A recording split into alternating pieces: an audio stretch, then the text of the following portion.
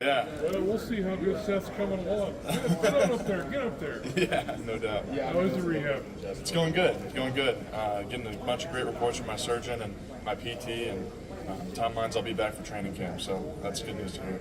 From years of covering the NFL, I know that running backs and other skilled players would say a year to heal and a year to trust you. You heard that, or what have they kind of told you on how you're going to handle that? Yeah, I don't know. First time ever going through something like this, so it's a learning experience each step of the way, and attacking rehab each day, and it's going really well. And when my doctors say I'm good to go, I'll have to trust it, and we'll go out there and see how it does. Seth, where have you been rehabbing or doing all that stuff? I've been working with the people in Columbus at the Ohio State facility. Seth, outside of yourself, who's the leader of that Ohio State offense? Will Howard. He brings in a presence like into the huddle and intensity. You know, he knows exactly what he's doing each play, and when you have a guy like that can come in and like, hey, here's what we're doing. It's 3rd and 3. We got to get this, and he can bring in that energy in and fire everybody up. It was definitely a difference maker. Was that like immediate, or did he kind of grow into that as the year went on? He definitely grew into it. You know, you got to go out there and gain confidence for yourself and gain the trust of your teammates. And throughout the year, he just got better and better. We got to give you credit for the roller coaster existence in college. You know, Alabama, then the snaps, then the transfer, and then you do great at Ohio State. Then you get hurt, but then at the end, the plastic image of you smoking a cigar on the side. How would you describe the ups and downs you've gone through in the last couple of years? Yeah, it's been an awesome career. Wouldn't change anything for the world. Being the two greatest football programs in the country, like 2 most winningest, or 2 of the top 3. It's been an incredible blessing to be a part of those teams and win a lot of games. And there's ups and downs that come with it, but it's put me in this position where I'm at right now. And I wouldn't be where I was without the worst parts of my time, and I wouldn't be where I am without the best parts, clearly, but wouldn't trade anything for the world. What's this last week been like? What kind of feedback have you gotten from teams? Yeah, it's cool. I think everybody's just trying to see where this Achilles is at, and it's going good, trying to reassure people that it's going to be good, trying to really wow people on the board work and teaching them like the stuff that we did at Ohio State, and I think I'm doing a really good job there. Just got to keep gaining the trust and keep going to work on this PT and rehab, and by April we'll know a lot more how that's going. What do you feel like you were able to learn, the last few months, even while being sidelined? What do you feel like you were able to pick up? Yeah, the biggest thing is I never had a season-ending injury like this, so I know why I love to play football, but I didn't realize how much I would miss football if I didn't have it. And that's reignited a fire in me to get back out there and get my competitive juices flowing and attacking this rehab each day like it's a Saturday game. So just excited to get back out there and get another opportunity to play football. What do you think separates good centers from great centers? What do you think is probably the separation? I think communication. You can do your job, you can know what you're doing, but if you can't effectively communicate that to the 4 people and the tight ends and the quarterback at the line of scrimmage and all the different environments that you can play in, if you can't do that, then you won't elevate the game of everybody else around you. But if you have a great center in there that can communicate and have everybody on the same page and everybody has trust in that center, people play much faster, and it takes a lot of the thinking out for everybody else. So whichever team that drafts you, what kind of player are they? Yeah, I think they're getting somebody that can do just that. I've played in a ton of environments, the hardest environments across the country, multiple different conferences, played with a lot of different systems, played with a bunch of different quarterbacks. I know how to effectively communicate to everybody, and I think I do raise the level of play of those around me. Seth, have you met with the Tampa Bay Buccaneers? I have not. What did it mean to you to be named the best center in college football? Yeah, it was awesome. You don't really. My whole mentality is I don't really play for awards like that, especially stuff that's voted on, because there's not really you can't really prove what you've done to get there. That's based on votes, but to be voted for that is cool. To have people recognize that I played really well and had a bounce back year, it's tremendous, and that's something nobody can take away from me. And it's a huge testament to the people that poured into me this year at Ohio State. Coach Justin Fry did an incredible job. Coach Day for just having the respect of my game to bring me in and not listen to everything that goes on Twitter, and to have that amount of confidence in me, it really helped me play at a high level.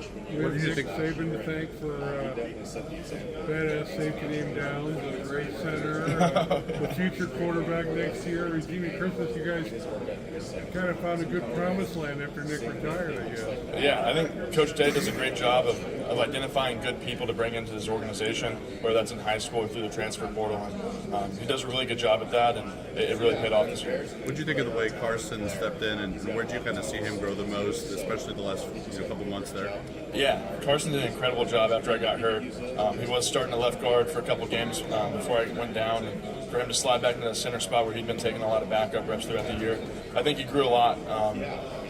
He worked on his technique, he worked on effectively communicating, and just having the confidence to go out there and do it. I think that year, those 10 games where he kind of sat behind me and learned from me was really beneficial for him in that sense, to just go out there and get better without the pressure of having to perform on each Saturday.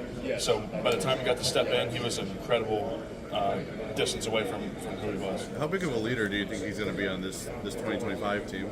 Yeah, he has to. He's been in the fire. He started, probably 18 games now in his career. That's a pretty veteran starter over the course of 2 years. So, and especially at that center spot, he'll be able to bring a lot of people along with him, and he'll definitely be the tip of the spear of that offense. Were you surprised the guard rotation worked as well as it did? Yeah, I mean, I think those guys played their best football in the games. Luke Montgomery stepped up a ton because he wasn't even in that rotation early on in the year. It was always Tegra, Carson, Donnie, and Austin Servell, and he was kind of that odd guy out. So he just got to sit back, progress, keep going to work each day. And when he got out there in the game, he actually had to go full speed and do it. He played really well. How important are these interviews for you this week since you can't work out? Yeah, I mean, that's the only thing I am doing. So the medical stuff is important. Can't really control that, just going to rehab and doing what I'm supposed to do. Those interviews is where I can shine and prove to these teams, because they've probably heard that I'm a smart dude, but I have to prove just how smart and really what separates me from the rest of the guys in this class, and that's all I can do, so that's all I am doing. How do you do that? How can you describe your emotions going through? How would you describe your emotions going through the injury that you did and watching your teammates and your brothers?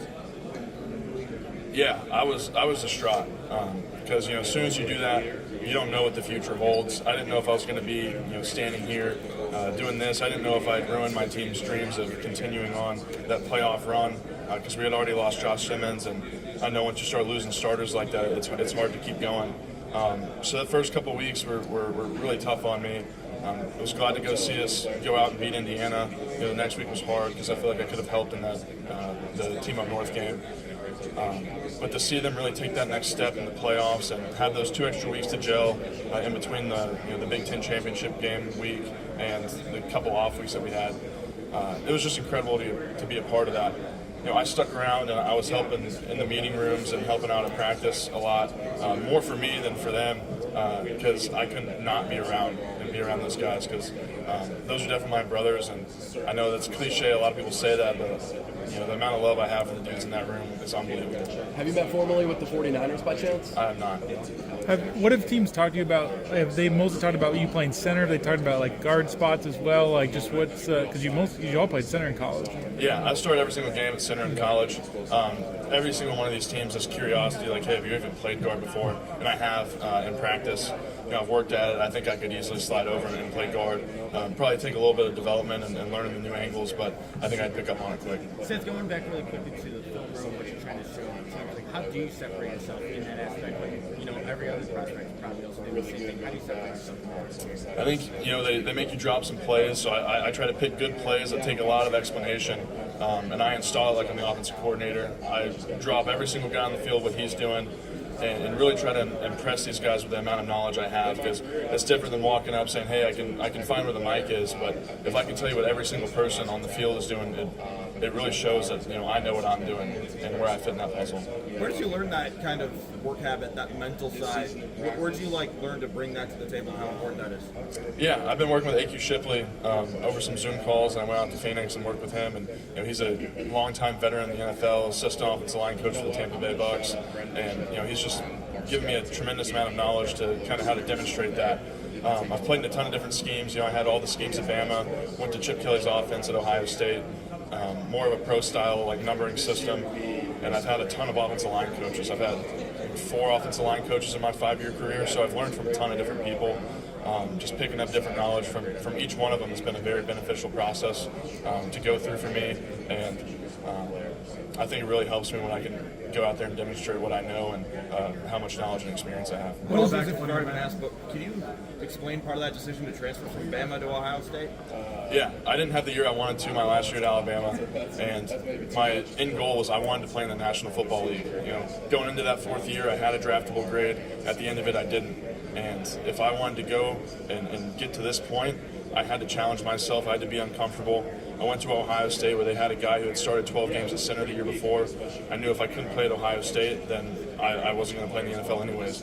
But the scariest decision is the one that's going to make you grow the most. And that's definitely what it was. Going into a high-pressure environment, national championship or bust team, if I couldn't perform, I wouldn't be here anyways, and I didn't deserve to be here. But I went there, proved myself to the coaching staff, to the guys in that room, won a starting spot, played really well those 10 games that I got before I got hurt, and I've put myself in a position to be here, so I'm thankful for the whole process. I was just talking with Josh Simmons over there, and he said you're one of the most intelligent teammates he's ever had. What was it like working with Josh? Yeah, I appreciate that, Josh. We were over there at podium 6. But yeah, Josh Simmons, he's a freak athlete. He's one of the most athletically gifted persons that I've ever played with in the game of football in my 5 years of college. Being 310 pounds and being that explosive, that powerful, have that type of bend, upper body strength, he's everything you'd want in a left tackle in the National Football League, and he can go out there and go athletically toe-to-toe with anybody in the league. When you were in Chicago playing at Wrigley Field, your experience in the city, what did you think? I don't know how many times you've been in Chicago, but how much you enjoyed it. I know that playing at Wrigley had to be a unique experience. Oh, it was unbelievable. I'd never done anything like that in my career, and playing in Wrigley was awesome. I'd never been there. I'd never really been to that ballpark. Never really been to Chicago, to be honest. And to go out there, see all the Buckeye fans that traveled, filling out that stadium like 85%, scarlet and gray. It was an awesome experience. Seeing the ivy on the wall, going in there the day before, seeing the sunset over the field, it was surreal, and that was a cool, last game experience in my college career. Have you had a chance to talk with the Bears at all? I have not. Not yet. Going back to one of your matches from last season before the injury, the Oregon game. Do you remember the matchup with Harmon 55? So he had an impressive week here, and probably one of the better matchups you had in the season. Yeah, he's a really good player. Super strong, powerful, quick dude for his size. Really good in the pass rush. He's really good at getting to your back pad and trying to get through you. Most of the stuff I had against him was on third downs, and we had a good plan. He didn't really do a whole lot on me that game, but he's an incredible player, and I think we schemed him up that really well in the third down. And also in that game, Caldwell 90, their nose tackle, who was just one of the bigger guys here in general. That's obviously a really physically imposing matchup. What do you remember that? What made him unique? Yeah, he was stout. He still had some length. Even he's a kind of short person, but he still had arm strength, arm length to kind of lock you out. Super low to the ground, super low center of gravity, so it's hard to kind of dig him out of there. You really have to have that guy on a double team if you want to get any sort of movement on that guy. I have a lot of respect for him. Hey Seth, have you really been snapping the football since you were 7? Yeah. So, what's interesting about that is, did you always was it your dream to be the center? Yeah, I think that's the most fitting the most fitting spot for me. Started my career off at running back, got 2 plays. Before the center fumbled the ball to the quarterback, so they put me at center, and that's kind of where I stuck most of my career outside a couple years at high school. So the foresight of my Pee Wee coaches was incredible. But it's really it's where I morphed into who I am. It's the best fit for me on a football field, and it's kind of cool to see that progression since I was a young kid. So it's obviously critical in the NFL. I mean, you have to identify and keep what's going to translate best for you, given your incredible intelligence at the position. Yeah, I've played in a ton of different schemes. We ran every single scheme that you could really have over my course of my career.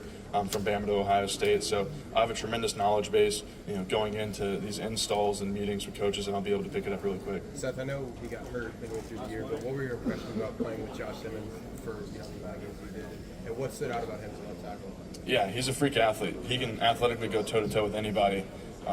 that sort of foot quickness, that upper body strength, that bend, the recovery ability. It's not common in football, and that's why it's going to be a top pick. All right, thanks, Seth. Thanks, sir.